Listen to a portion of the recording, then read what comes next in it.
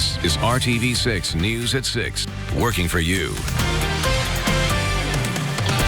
I'm lucky that I made it. An Indiana man finally gets to go home after a fight with COVID-19. He wasn't sure he was going to win. Tonight, his urgent message about the importance of masks. I just feel like in the aftermath of gun violence, families are forgotten. It's a forgotten sector. An effort to help children who are in families that have been impacted by gun violence. How you can help give those kids a brighter future. Frustration at City Market. Business owners there say they're struggling to get by. What they say could happen if the city doesn't step in. Good evening to you here at 6 o'clock. I'm Mark Mullins, broadcasting from my home tonight. And I'm Amanda Starantino at the WRTV studios as we continue to practice social distancing to stop the spread of COVID-19. First at 6 tonight, breaking news. Firefighters and rescue crews are looking for a man they fear drowned in Eagle Creek Reservoir on the northwest side. Investigators say a man and woman were on a paddle boat when a big gust of wind rocked the water and knocked the man into the reservoir. The woman went in after him. Crews rescued her and took her to a local hospital, but they are still searching for the man right now. We'll keep you updated on the latest. This Indiana man just beat COVID-19 in what was the fight of his life. If you still don't believe you should be wearing a mask, James Kemp would like to try to convince you otherwise. Troy Washington brings us this urgent message.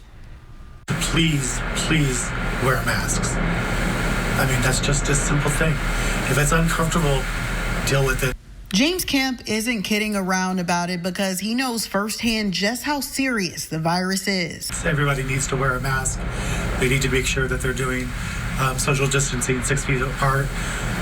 It can hit anybody. And if they're not wearing a mask, they're putting themselves and other people at risk. It's really important to make sure that you're wearing a mask, you're washing your hands. Kemp was diagnosed with COVID-19 in April. I had heard that it could react quickly, and I was completely surprised when the diagnosis came back that I was positive for COVID-19. The coronavirus hit him hard, so hard, in fact, he wasn't sure he'd make it. The doctors had given up hope and said that it was basically in God's hands. Going home was special to him because he wasn't sure today would happen. 3 months. St. Vincent, Kokomo, St. Vincent Seton, and then finally RHI for intensive rehab.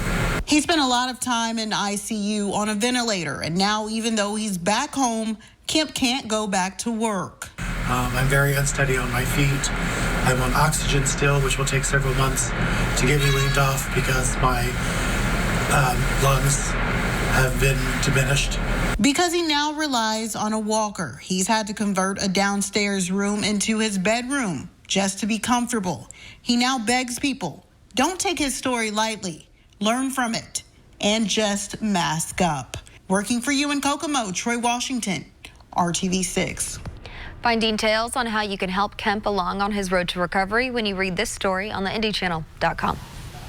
Starting tomorrow, you will have to wear a mask in Marion County if you are outside of your home and in a public place. That includes all retail and office buildings unless you are alone inside of your office. The mayor says masks in the state's most densely populated county are needed to prevent a COVID-19 surge that other cities across the country are experiencing right now.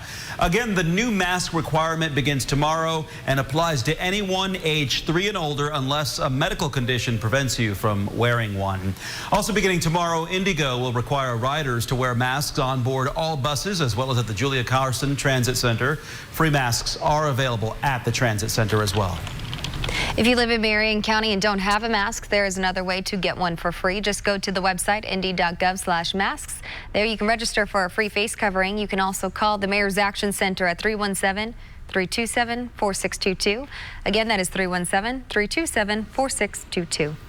We reach lunchtime. Those thunderstorms build and quickly start doing this, dropping some heavy rainfall. Kyle Mount sent this in on the south side of Marion County, just one of many downpours. From Terre Haute to Crawfordsville, on toward Noblesville and Muncie, an arcing area of thunderstorms. Take a closer look at this. Any one of these producing gusty winds, 40 miles per hour, and torrential rainfall. Anderson to Muncie, from Crawfordsville, Thorntown to Sheridan, and then between Tipton, Cicero, and Noblesville. One more stop, this area in southwest Indiana, weakening southwest of Terre Haute. Numerous thunderstorms this evening. An isolated severe storm can't be ruled out. The main threat, damaging wind and some street flooding as a result of this heavy rain. Call 6 Investigates has learned the autopsy report for John Reid was completed weeks ago, but the special prosecutor working the case has asked that it not be released to the family. An IMPD officer shot and killed Reid following a pursuit on May 6th. The Reid family lawyers said they have requested a copy of the autopsy report. The Marion County Coroner's Office says they completed that autopsy on June 12th and then sent it to the special prosecutor, Rosemary Corey. According to Call 6 Investigates sources, Corey has requested that the autopsy report not be released to the family or to the public because it might impede on the ongoing criminal investigation. Call 6 has reached out to the Reid family for a statement but has not yet received a response. There are still no charges filed after Vox Booker says he was attacked at Lake Monroe over the weekend, telling us he was nearly lynched. Now, videos show Booker held up against a tree, the men threatening to get a noose and lynch him. The video shows the men shouting racial slurs at Booker as well. Even though the Monroe County Prosecutor's Office has not yet filed charges in this case, the FBI is now investigating the alleged assault. Witnesses say they are still shocked that the Department of Natural Resources officers on the scene took no action. And Bloomington police are also still looking for 2 people who were inside a car that drove into a group of protesters, injuring 2 of them Monday night. If you recognize the person in the glasses, hat, and mask, or the person in the driver's seat of the Toyota Corolla, or recognize the car itself, contact the Bloomington Police Department. That is a Toyota Corolla with Indiana plate WMX 440. A local mother who has been personally impacted by gun violence in Indianapolis is working to help ease the financial burden that families may be facing. RTV6's Nicole Griffin is working for you with her call to action to help families send their kids back to school this year. Purpose for My Pain is a local support group for families that have been impacted by gun violence. And for the very first time ever, they are holding a back-to-school giveaway here at the MLK Community Center. But in order to make this possible and help local families, they still need community support. The vision of Purpose for My Pain is how can we support in the aftermath, even if it's something so small as giving a book bag to take the burden off of a grandparent who may now be raising a child. In Indianapolis this year alone, according to Metro Police, there have been more than 110 homicide investigations. How many of them were fathers, mothers, shot and taken from their kids, and now the kids have to get ready to go back to school? Deandra Dykes founded the organization Purpose for My Pain after her son Dre was hit by a stray bullet when he was just 13. He's now a month away from his 20th birthday and requires 24-hour care at a nursing and rehab facility. Guess what? Today I get to see him. I haven't seen my son in 3 months due to COVID, so I get to see him. Can't touch him, but I get to see him. The pain and cost for treatment that her son's shooting has caused for her family is why she's on a mission to help 100 local families impacted by gun violence with the back-to-school giveaway. We need about 50 more book bags, school supplies. Really would like to get some therapists confirmed that could show up and maybe just touch base with families, set appointments with families. The event is scheduled for July 18th from 11 a.m. until 2 p.m. She hopes it sends a message to local families who have been impacted by gun violence that they are not alone. This is not a journey that anyone should walk alone. So know that Purpose for My Pain and all of our entities, all of our supporters, we are here to love on you and support you through this journey every step of the way. Working for you, Nicole Griffin, RTV6. Purpose for My Pain needs school supply donations and volunteers for the back-to-school giveaway on July 18th. We have links right now for you in this story on the RTV6 app explaining ways that you can help. One business after another is crumbling, and, at this point, we don't know what to do. Business owners at City Market are frustrated and worried. They say they're struggling to make ends meet. Last week, we told you about concerns with safety and cleanliness outside the market. And some say that, paired with the pandemic, creates a tough situation for business owners. Megan Singh-Torum shows us what they say could happen if the city does not step in to help. The past few months have been tough for small business owners everywhere. They've been horrible. Some in the city markets say even as Indianapolis starts to open back up, current numbers just aren't sustainable. My restaurant is doing about 15% of what it did last year and the prior year. 15%. So, we're slowly dying in here. John Mavericks owns Grecian Garden. He says paying the bills and his staff right now is near impossible. Back in March, the city of Indianapolis announced they'd offer a 2-month rent deferral to all tenants in the market. But some say that wasn't enough, and they still had to pay common area expenses. Now they're worried about future payments, saying foot traffic hasn't picked up. They think it's because of COVID and some of the issues outside the market. We've had no help from management. We've had no help from the mayor's office. We feel like we've been left out here alone. So he and about a dozen others started a petition asking for rent and common area expense abatements or deferrals. Leaders here say that's not likely to happen. I empathize that it's difficult to pay rent now. We've been on a weekly phone call with public markets around the country, and ours is not a different story than most public markets. Instead, she says the market is focusing on helping businesses increase carryout and delivery options. We can't rely on foot traffic that may not exist. We have to be innovative and take our products to the people who need them. Still, some say they may never have a chance to do that if things continue like this. You're going to see multiple businesses go out of business. It's a matter of math. You cannot make 15 or 20% of what you did last year or the year before and expect to stay in business. You can't do it. Working for you, Megan Sanctorum, RTV6.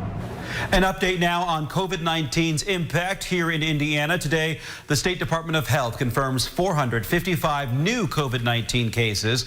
That's 141 more new cases than was reported yesterday. A total of 49,063 people in Indiana have been diagnosed with the coronavirus. The Department of Health also reports 15 new COVID-19 deaths. That's actually a decrease from yesterday. So far, 2,539 Hoosiers have died from coronavirus. More than 535,800 people in the state have been tested for COVID-19. 9.2% of them tested positive for the virus. Due to a recent uptick in COVID-19 cases, the Fairgrounds Fun Park planned for later this month at the Indiana State Fairgrounds has been canceled. The carnival was supposed to begin July 31st and end September 7th. Officials with North American Midway Entertainment, the organization behind the carnival, said the event had a plan for sanitation and social distancing, but they canceled out of an abundance of caution.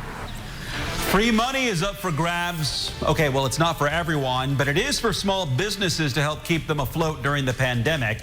The impact it could have on your favorite local shop or restaurant. And on May 1st, the first team to play inside Lucas Oil Stadium post-lockdown is the Colts. Instead, it's the Indy 11. How they plan to do it safe and sound.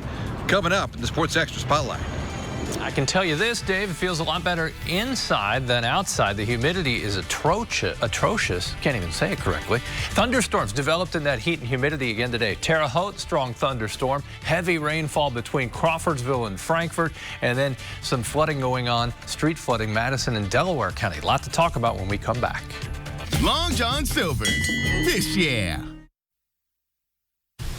The Rebound Indiana is our effort to direct you to resources to help you bounce back from the pandemic. There is free money up for grabs for small businesses, and there's hardly any hassle for business owners to apply. On North Post Road on Indy's east side, you'll find the Sweat Box Wellness Center, run by Suzette Sweat and her husband Daniel. We're basically known for our personal training and our women in weights, so we train small groups of women together. A small business focusing on fitness, literally trying to bounce back from the COVID-19 stay-at-home orders. We got the governor's recommendation to shut down completely, and so that was, I will say, devastating. They lost 75% of their revenue. But as restrictions lifted under the reopening plans, Suzette stumbled upon a tweet, which led her to the Indy Chamber's Ready to Restart program and grant money available to small businesses in Marion County to help with COVID-related reopening costs. The available grant money can be used to reimburse business owners for things like facial masks or disinfectant wipes, anything that they would need to enter into this new phase of operating a business. The City of Indianapolis and the Indy Chamber teamed up to use a portion of the city's CARES Act funding to provide $5,000 reimbursement grants. Free money. So yeah, definitely encourage people to and businesses to sign up and to fill out an application. I think a lot of people sometimes think they'll be left out, and that's not what we at the Indy Chamber are for. We're here to help all businesses, and we've kind of proven that throughout the midst of COVID. In total, there's a $5 million pot available for businesses, thanks to additional contributions from donor partners like CareSource, which threw in $180,000 to the Ready to Restart program. The grant component that we're funding is simply a grant. There is no repayment options. They get the money to use for the necessary PPE and personal safety and health equipment. Eligible businesses in Marion County must have less than 150 employees, and those businesses must have purchased PPE, professional cleaning and disinfection services, or made capital improvements as a result of the COVID-19 pandemic. Suzette and Dan Sweat were reimbursed $5,000 for installing an air purifying and circulation system in their facility. The process was easy, basically a few documentations, your receipt, an itemized statement, so it wasn't like a long, tedious process. I will say that this was probably by far the easiest one to apply for. Yep, no sweat there. Business owners have until July 31st to apply for the Ready to Restart grant. It takes about 2 weeks to process and receive your reimbursement check. We do have a link for you to apply for this grant on our website, theindychannel.com/rebound. Let's talk about thunderstorms. It's a daily routine now. This is a downpour in Fishers. Didn't rain too long in southern Hamilton County. The sustained heavier rain has been in the north, Noblesville, Cicero, on up to Atlanta toward Tipton into Tipton County. All right, our rain chances next 2 days continue. Likely thunderstorms in the afternoon. That's through Friday. Then we'll see a decrease in the rain chance over the weekend. Temperatures come down because of the cloud cover and thunderstorms Friday. We're still warm over the weekend, but not in the 90s. And enjoy the break from the humidity. That will come down a little bit. All of that comes back in the middle of next week. It's dark green. Hopefully you can see this from Crawfordsville all the way east with a little break in there to near the southwest portion of Delaware County with flood advisories. 1 to 2 inches of rain has already fallen in this area. This is a pretty stationary line of showers and thunderstorms. I love showing you this. These thunderstorms push cooler air out. Once the heavier water-loaded air comes down to the ground, it moves forward. So this is what we call the gust front. It's that breeze that you feel before the rain starts. This will also act to create additional thunderstorms. We'll keep our eye on that. That's moving south then toward Newcastle, Indianapolis, and Hendricks County. Okay, from Richmond, northwest toward Muncie, Anderson, those are all heavy downpours. Strongest storm sits around Crawfordsville. These are pulse storms. They pulse up to near severe limits with 50 to 60 mile per hour gusts possible in the strongest storms when they're unloading the heaviest rainfall. Some quarter-size hail potentially as well. Terre Haute getting a heavy downpour toward Rockville. Rain cooled 74 in Peru. 88 is the temperature in Muncie. Temperature 92 in Lafayette with a heat index almost 100. Don't forget our Storm Shield app. You can download this for your smartphone for free. It's a weather radio for your phone, but you'll also get an hourly forecast, and it'll show you 93 for tomorrow with thunderstorms redeveloping between 1 and 4. We go through the same routine. Remember I said we'll have a break? Temperatures in the 80s for a while, and then back to the mid-90s by the middle of next week. Mark, Amanda? All right, Kevin, thank you for that. The Indy 11 have been waiting for this for some time. A home match this Saturday night and in front of fans. Doing it as safely as anyone in the country can. How you, too, can watch it live. Sports Director Dave First with the Sports Extra Spotlight. Victory early in this weekend, soccer returns. So does the Brickyard Battalion and more, but none of it comes easy. There was a laundry list of things you had to check off before, okay, let's go do this. Absolutely. Right at the top of it was health and safety. As the Indy 11 become among the first to return with fans, team president Greg Strimlaw finds himself in the middle of it, both locally and as one of only 5 serving on a national COVID-19 task force for pro sports. When you go to buy a ticket, you have to indicate whether you're, a group of 2, a family of 4, and you can only buy in those pods so that you know that you're fully insulated to the best protocols out there, not only by the state, but federally, and of course the CDC. There'll be temperature checks at the door, mandatory mask, a number of seats and rows separating groups, not to mention changes at Lucas Oil Stadium, like touchless restrooms and grab-and-go concessions. Ryan Vaughn is the president of Indiana Sports Corp and has worked with the 11 as well as other major sports commissions around the country. And I think the plan that the Indy 11 have, that they built in concert with Lucas Oil Stadium and the Capital Improvement Board and approved by the health department, is a fantastic roadmap, and they're really leading the way for reopening the city for sports. This is a team effort in many respects, isn't it? It absolutely is. And I, listen, I'm really proud of this city. We're in it together. We absolutely are. I mean, nobody wants Indy 11 to fail this weekend. Nobody wants the Indy 500 to fail in next month. Nobody wants any of these events to not go well. Ultimately, it's a pitch to get back to the pitch. The 11 are among the first to put out a full safety plan, one they say exceeds all CDC guidelines. If you're a fan attending the game, you want to know things are safe. And you guys have checked all those boxes. I believe we have. I've said this before on record. I do believe Lucas Oil Stadium, when we resume play on this weekend, will be the safest location, safest venue in the country, bar none. And unless there's a storm, the plan is to open up the window and the roof, a little fresh air to add to the safety. And it's all about getting a win well before the match begins. At Stadium Day 1st, RTV6 Sports. Apply online today. Strongest storms right now near Terre Haute and Crawfordsville. Heavy rain, though, around Noblesville and Anderson as well. That's all for the news at 6. We'll be back at 7 o'clock. Thanks for watching.